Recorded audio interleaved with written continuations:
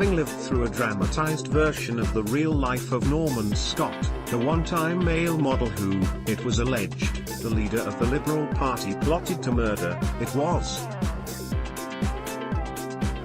a pleasant little surprise to see some contemporary footage of the real Scott at the end of a very English scandal, rather than Ben Whishaw's rendering of this remarkable man.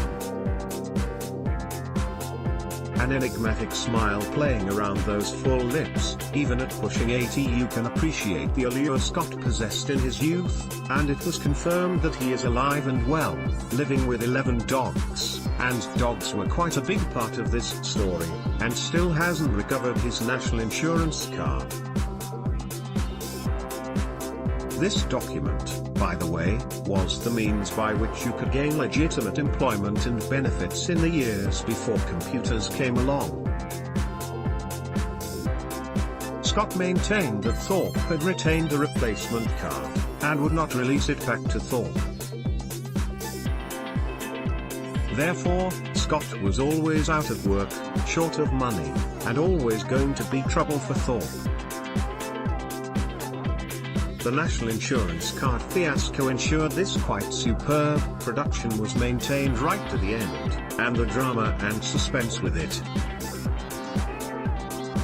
I especially relished the forensic attention to period detail, the authentic Hoovers, the Austin Allegro police car, the disco music, Gonzalez, Haven't Stopped Dancing Yet, Amy Stewart, Knock on Wood, Dash people smoking on the bus, and the BBC Radio 2 jingle.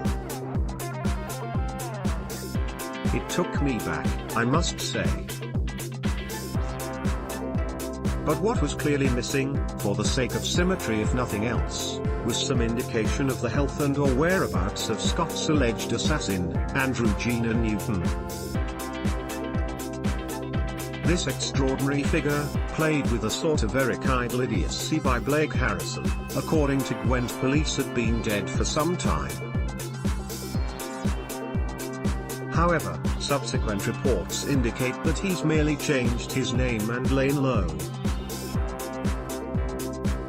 Police have now reopened a probe into the scandal, and what they will find is a matter of intense speculation. And this has been prompted by the evidence of Tom Mangold in a previously unseen panorama program from the era. However, when all's said and done, Newton was granted Crown immunity from prosecution in return for giving evidence at the 1979 trial of the four co-conspirators including Thorpe. A run-in between Scott and Newton is a tantalizing though unlikely prospect. Of course, like all biopics of famous historic personalities, we know how it all ends, though in the case of Jeremy Thorpe, the great establishment figure who endured such a painful fall from grace, much of the detail may have been forgotten, or, indeed, unknown to younger generations.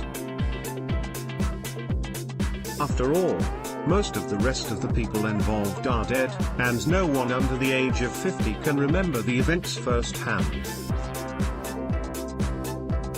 It was, even so, a massive story. A Very English Scandal, BBC, Episode 2 Review. A stunning tragicomedy, to borrow the expressions used by Thorpe's barrister at his trial, for incitement to murder and conspiracy to murder. George Carman QC, played with huge, bustling style by Adrian Scarborough, of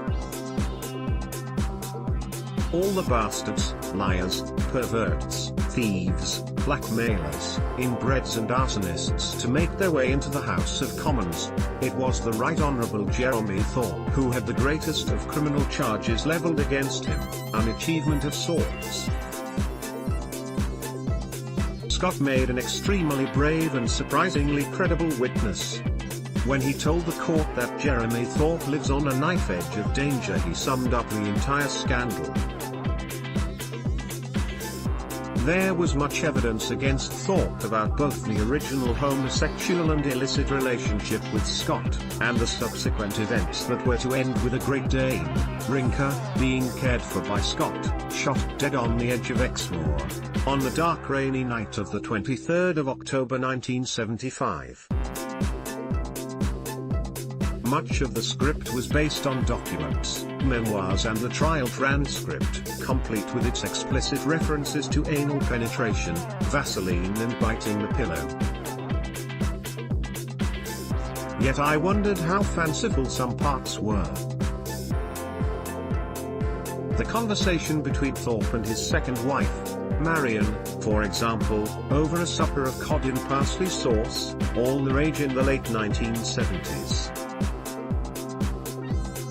So the choice of dish was believable, but how much did he tell her about his prior sex life and affair with a man nicknamed Bunny? Was there some wary chat with Carmen about bisexuality, and how you could get beaten up after picking up random guys? I'm not sure Thorpe's possessive and domineering mother Ursula, devoted to him but sharp-tongued with it, really did say to him after his acquittal, "Of course, you're ruined." You know that, don't you?